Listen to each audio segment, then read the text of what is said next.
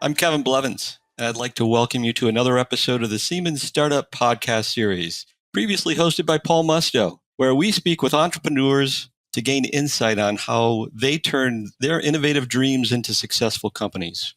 Today, I'm speaking with Terry Carr and Brandon Smith, co-founders of Village, a U.S.-based startup company in Scotts Valley, California. This is a little different from many of the companies that we've spoke with in the past, and frankly, I'm excited about it, especially because one of their main goals for their company is to make healthy food accessible to all. Hello, Terry and Brandon. Wonderful to speak with you, and I would very much appreciate you taking the time to be here. Before we start, can you please introduce yourself and tell us a little bit about your backgrounds as well as your roles in the company? So let's start with Terry. Hi, Kevin. Thank you for having us here today. We're excited. My role is the designer. Brandon is the engineer. I've been designing since I can remember, looking at things like cars and shoes and changing up the lines on them because I felt that that's how they should look. I didn't formally find the career of design until I was a freshman in college on an engineering track. I learned that I could not only make these things work, I could design how they look. So from there, I went to design school, car design school in Detroit, CCS, and found this whole world of product design, that not just cars, but anything that I see can basically be designed and manipulated and maneuvered. And I don't know, just bringing creativity to things that we don't normally think about during our day just really excited me. So went to Art Center from there, where they have a rigorous car design and product design track, and just opened my world. And here we are now designing things that help people grow food. So, I know we'll get into that later, but that's sort of a very short, quick version of my career path. That's awesome. Thank you. And a shout out to Detroit and CCS. I'm from Detroit as well, originally. Oh, yeah? Yeah, I am indeed. Brandon, how about yourself?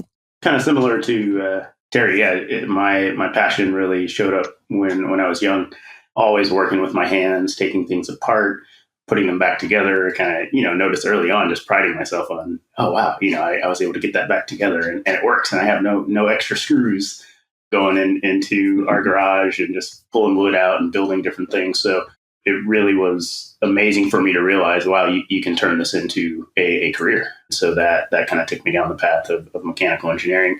So as Terry mentioned, within the company, I'm kind of taking the focus of the engineering aspects. The time that I spent at Apple, I think, gave me a eye for engineering and design that meshes very well with Terry.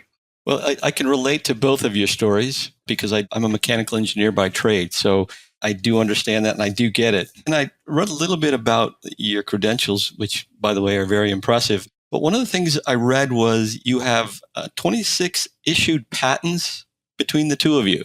Am I correct there? I believe so, and counting. Correct, yes. 26 is impressive, to say the least. Can you share what any of those patents are for? Or is that something secretive? You could tell us, but you'd have to shoot us, right? Yeah, we have some in the works, but some we can share. For me, I spent a little under 10 years at Apple, so the vast majority of them are many different incarnations of novel ways to pull things off inside of very thin laptops. So if you think of all of the MacBook Pros and MacBooks over the years, anything from the shielding behind the keyboard to ways of getting a microphone up very close to the perforation where the speaker is. Lots of different needs that arose that got to put your thinking caps on. One of mine is for an adjustable clamp force and an active headset, meaning a sports headset, but that can also be worn just, casually throughout your day. So there are different clamp forces that you would need for just casual listening.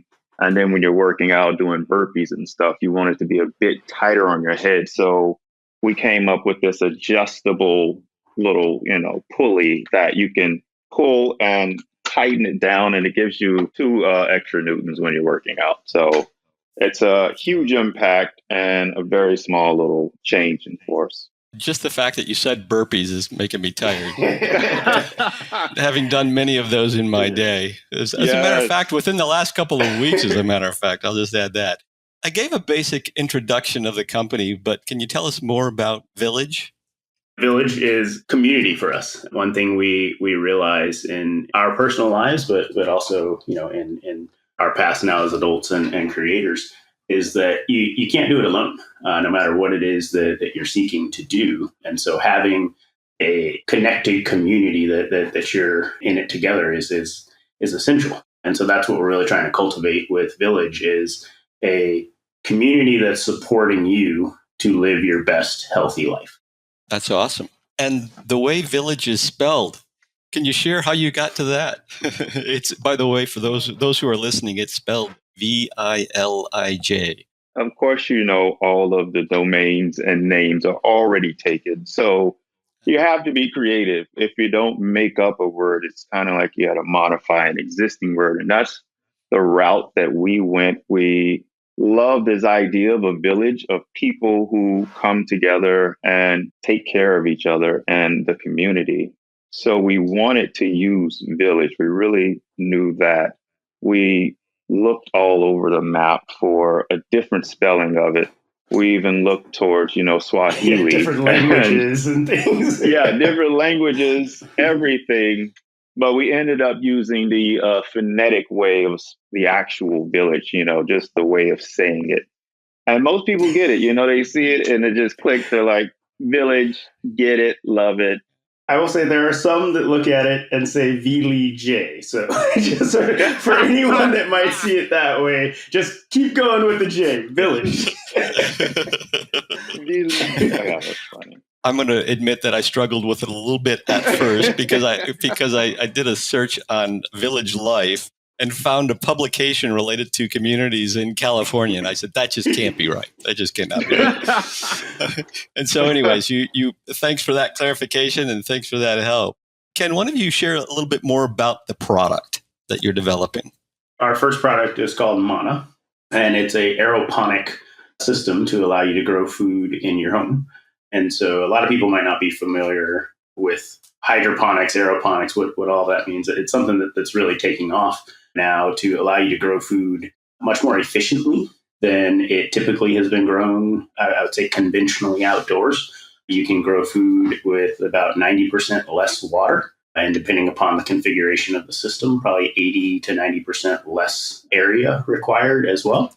And you can take food that typically, when planted, in soil, might take 3-4 months to mature. You can get it down to 30 days of maturity, to where you can get your first harvest in 30 days. And then a unique aspect to this type of growing is you can harvest it, meaning you can cut all of the mature leaves that are off. And if you leave the kind of baby leaves, if you want to call them that, the plant will continue growing. And so in this system, give it another 10 days or so, and you now have mature leaves again that you can reharvest. So where you will cut a plant once that's grown in soil, and you're only able to consume it that one time, you can probably get 3 to 4 harvests out of a plant when it's grown in this method. But beyond kind of the functional aspect, we wanted to really make a product that was beautiful, that was just aesthetically pleasing, that was a showpiece or even a work of art. So we wanted to combine that functional aspect of everything I just discussed with something that was beautiful. Yeah, because at the end of the day, it has to live in your home. So we wanted it to feel almost like a piece of furniture that, grows food, that has function. And we've seen, others out there on the market, and it's pretty utilitarian. So we really wanted to lean on our backgrounds and kind of where we come from in terms of designing beautiful things to make this beautifully, functional piece that grows abundantly. I think I saw from your website that it not only sits on the floor, but also has the ability to hang on the wall. Is that correct? Exactly. You can mount it on the wall. You can, just lean it against the wall if you don't want to put it on the easel. And we also have two different easel types. We have a shorter one and a taller one. So yeah, we offered a lot of flexibility in this product as well. That's awesome. I grew up in a farming community in Michigan. I mentioned that. And my parents had a garden that was as big as the lot that my house is on today, which is pretty significant for a family garden, right? But so where did the idea for the product and company come from? I realize that you've created the village, but I mean, at some point you stopped and said, "Oh, let's create this company and this product." Where did that come from? It's really interesting that you mentioned that you grew up in this farming community, because that was sort of what we drew from, me growing up in Mississippi and everyone having, basically a yard. It wasn't, a big yard, but just enough to grow their own veggies in. And it's still abundance of them that you can't really eat all of them. So you share them, like the neighbors, everyone they share with each other. And when you cook the meal, you invited people over, especially the people who, shared the food, to share in the meal. And that was just a very powerful memory for me. And we drew on that for Mana, especially, and Village in general. We like to say grow and share. That's sort of our mission, to get everyone growing and sharing their food. And I remember my parents cooking and picking stuff from the garden and bringing it up and then cooking it, and the pride that they took to say that we grew this and now we're cooking it and sharing it with you. I think that's part of what you're suggesting there.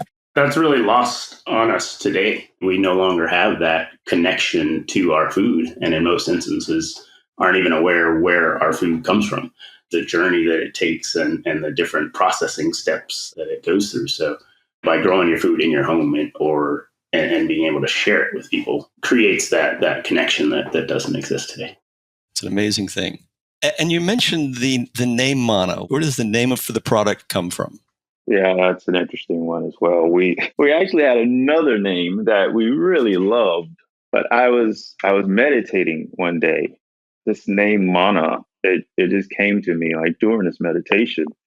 We already had a name that we were going with and everything, and I told Brandon about it, and we were like, that's pretty cool, but let's put it in our back pocket just in case we want to use it later. And we came to find out that the other name that we were going with was already taken. So we were like, okay, Mana it is. Came across so many cultures that use this, like the Polynesian culture, where, it has this meaning of spiritual life force or healing power. In the Bible, it has meanings as well, like this miraculous food that is abundant in nature. So we were like, okay, man, that's the name. And I think to date, I don't think we've come across any language or culture where Mana doesn't have some positive connotation. It resonates everywhere, right? There you go. I thought it was amazing because I'd heard the word Mana numerous times, but I wasn't exactly sure what the definition was. So when I looked it up and saw, what I found was the spiritual life force, as you mentioned, right? For me, I thought it was just amazing after looking at the product. And then I think it's a fabulous name. I truly, truly think it's a great name. It fits the product well. Another thing stood out when I reviewed your website. By the way, again, if I haven't mentioned it, I think it's a great website. But one of the things that intrigued me was the number of options that are available in an early stage rollout product. Because typically when a company rolls out a product, they have one or two versions, but you have the product, but there's a number of different options that someone can get. So is the idea of customization and personalization a part of the longer term strategy for the company? I would say so, yes, because as we mentioned, it's a part of your home, and people have lots of different decor, and even they change it from time to time. So we want to be able to adjust with your environment. And also because of the process that we're using a cement and a recycled glass mixture. It's very easy to change colors for us. Also, the materials, the fabric that is on the back, that's a very simple process. And if we can offer those options and still have it affordable for people, then we definitely want to do that. And looking at your product and having a mechanical design background, it's obviously aesthetically and purposefully designed. But I read that there's a bit of technology inside and outside. Can you elaborate on this technology, or as you called it on your website, the tech? That's one of the, I would say, common misconceptions we've gotten from people that aren't familiar with the space is they believe it's just a pretty looking planter. What's so special about it? It's a planter, not realizing that no, it's a self-contained system that will monitor the growth. It will report to you the progress. One of the most amazing aspects is a time-lapse camera.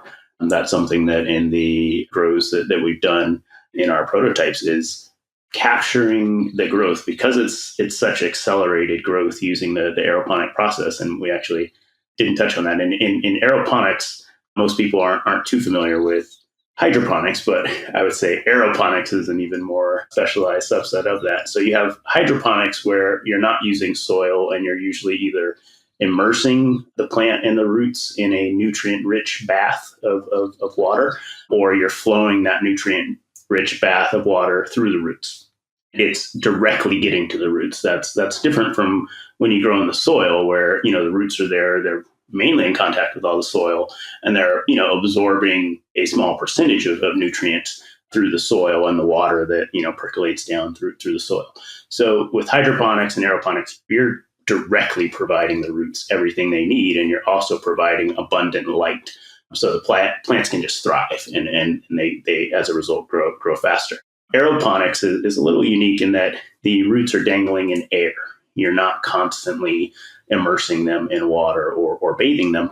That results in a healthier root, but also helps you achieve peak efficiency for the growth. So our system employs aeroponics, which is misting the nutrient-rich water mixture directly onto the roots. But as we completed our grows in 30 days, going from seedling to maturity, you can really see the plants grow. Just even with your naked eye, from day to day, if you're perceptive, you can tell, wow, that leaf is bigger, or that didn't used to be there. But when you train a camera on it and actually capture time-lapse images, you see that these plants are alive and they're moving. And, when the light turns off, they droop down a little bit. The light turns on and they wake up, and you can see they literally stand up and move. So, that's an amazing feature to really be able to share that with your friends, family, and others around. So that's something that we're really excited to get out there so people can experience that. But the system will be smartphone controlled. So it'll have a microcontroller, it'll have Wi-Fi antennas in it. There's sensors inside that will monitor the water level reservoir and the nutrient concentration, things like that. So the goal is to make a system that just works and is simple to use, easy to maintain. And that's been some of the challenges with products that are in this space today. And by the way, that fast growth beats the heck out of having to weed that garden 5 or 6 times before you can harvest anything, right? Yeah. At the end of the day, we want to get people growing, period. Whether it's outside, inside, ultimately we want to create solutions that will empower people to grow, period. But this first product we're introducing is kind of focused on the indoor growing space. The other thing that excited me was that you're using recycled plastics, and Terry also mentioned that using recycled glass. And I believe that's the front of the... The front is it's a concrete mixture that employs, around up to 30% of recycled glass. And you say concrete, so does that make it heavy? That's actually one of the benefits. So there's the sustainability aspect. So typical concrete, as it's curing, releases CO2. And as you just noted, typical concrete is also heavy. And so how can you increase the sustainability of concrete while also offsetting the fact that it's heavy? And that's where the material that we're using comes in. So the fact that it's an expanded glass means it's low density and it's actually very lightweight, but it retains a lot of its rigidity and structure. So it allows you to use that as an aggregate in the concrete mixture, making it light, but also allowing you to offset a lot of those materials that otherwise would be virgin materials that you're consuming with recycled glass from curbside recycling. Absolutely. We can get it up to 50% lighter with expanded glass mixture.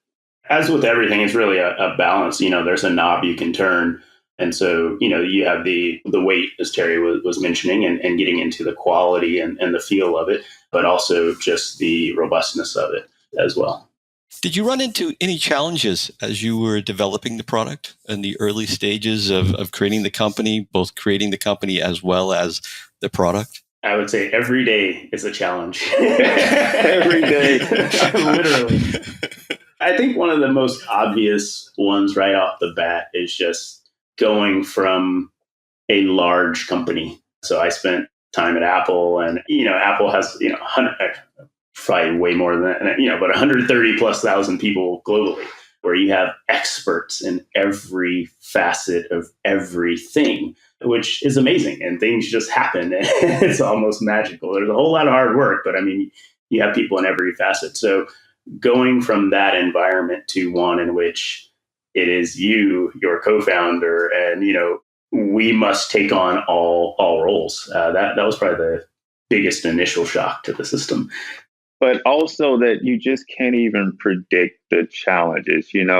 We think it'll be, one thing, and it ends up being something that was totally unforeseen. So simply preparing ourselves for these things that we don't know the nature of what it's going to be, but something is going to be challenging in the future for sure.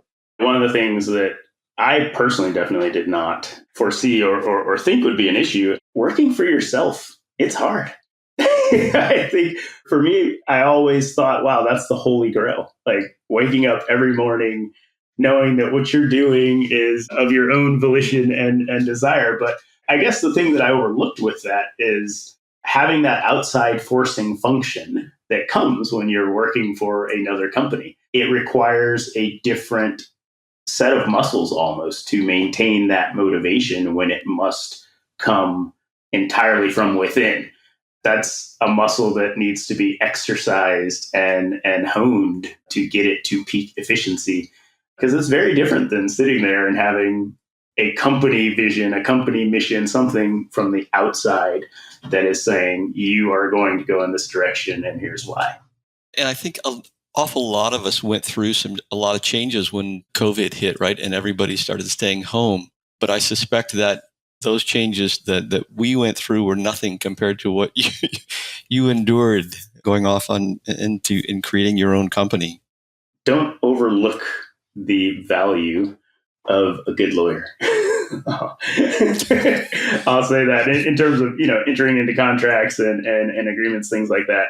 That was something that honestly I felt, hey, I'm smart. I'm an engineer. I've got a couple degrees under my belt. I can do this. But I'll say there's a reason lawyers exist, and everyone has their expertise, and being able to recognize what your expertise is and when it's time to call in someone else, that's valuable. For me, I always say a lawyer and an accountant. Those two are really important because I don't do either of them well. So how did you hear about Siemens and our particular startup program? I actually have worked with Dan Kurger and ATA Engineering for quite a few years in our different roles. Terry and I have been talking for many years, and I think this is the case for a lot of engineers and designers and creatives, is you could be working for a company, but you're always, as Terry noted earlier, you're going through the world and you're seeing things and you're saying that could be better. And eventually that calling, that inkling inside of you can become strong enough to call you to say, all right, now is the time we're going to do it. And so that was bubbling up inside of Terry and I for, I would say, years. And so I had reached out to ATA Engineering many years ago about getting a license for Siemens. And that was one of the challenges.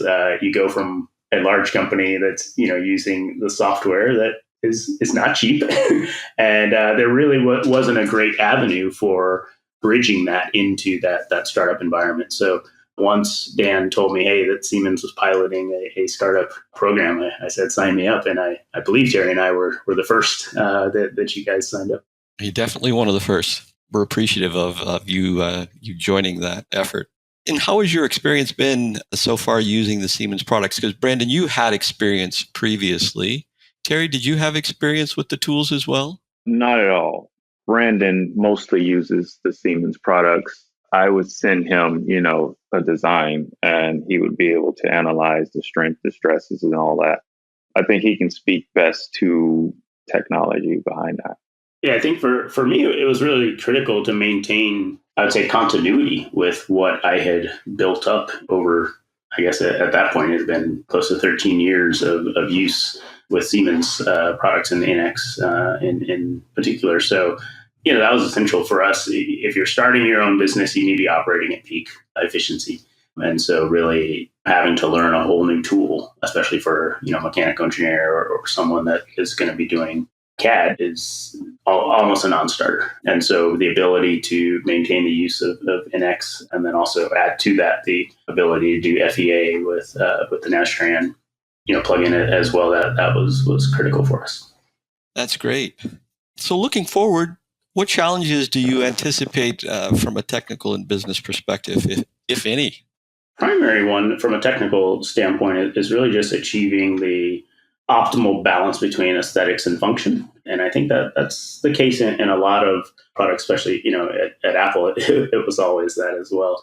We know what we want it to look like, but you want to be able to achieve that look without really compromising or sacrificing the function and the capability of it. And so, that's really, as we look forward in the development of the product, is maintaining that optimal balance.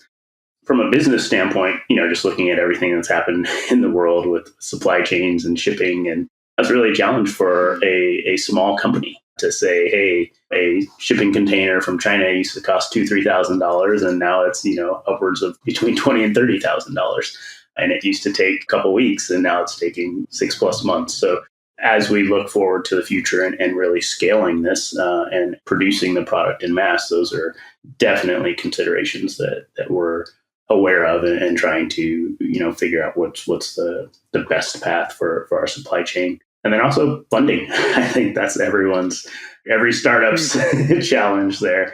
On the one hand, you have this amazing vision that you want to share with the world and you want to share it as soon as you can. But you also need to, have money to be able to do that and just exploring the different avenues for that. And that's a balance, kind of that time and money balance. The more money you have, the faster you could likely deploy your product and your vision. But just being honest, as a startup founder, you're considering equity and just the best path forward as well. So just striking that balance. Shifting the focus a bit, do either of you have advice or words of wisdom for starting a venture like this? If so, might you share that with any of the budding entrepreneurs that might be listening? I mean, you already mentioned having a lawyer. Is there anything else that you might mention? I would say, I know lots of entrepreneurs. We all have these very big ideas, big goals to change the world. I think change, though, truly starts with you. So we have to embody that message that, we're wanting to share. We want to prioritize, our own health and well-being. So we have more to share with everyone, really. And I think that working harder on ourselves than we do, on our jobs will really pay dividends, because we just have even more abundance to share with everyone that we come in contact with. And when those challenges do arise, we're better prepared to handle them, to approach them. So I prioritize that every single day, in the morning. I have time for myself, have a meeting with myself that I don't break. It's challenging where I have, less time on some days than others, but getting it in is very important. You sound like you're a very spiritual person there, Terry. I wouldn't even say that. I just, I guess I do gravitate towards that, but it's a challenge every single day. It's a challenge. Sometimes, I have very little sleep, don't want to get up, but just making that non-negotiable really is tough, but it is worth it in the end. The thing that I would add is, this path is definitely not the easy path. I would really say whatever it is that you're seeking to do, making sure that it's something you're really passionate about. because there will be those times that you're looking at this and saying, man, it would be so much easier to just go work for a company. But if what you are seeking to do is more important to you, then that will help you to persevere and get to that finish line, to see that goal. And I think Terry and I are living that now, where that's not an option. Failure in that regard is not an option for us, because what we're doing, we believe in. It has affected us personally with our friends and family, and it's something that we know is worthwhile. I can tell you that I've worked with many startup companies, and one of the things that they all say is that if you are going to start a company like that, the passion definitely has to be there. So it's a common theme that I've heard over the years, and it's resonating with me. I think we're coming near the end of the hour, and I just wanted to say thank you, Brandon and Terry, for joining me today. But before we go, if there's any additional thoughts you would like to share with our audience, perhaps something that I didn't ask about that you would like our audience to know? Well, first, I will say thank you to Siemens as well for the opportunity to participate, and also for the startup program that, as I mentioned, it has been essential to us in this transition.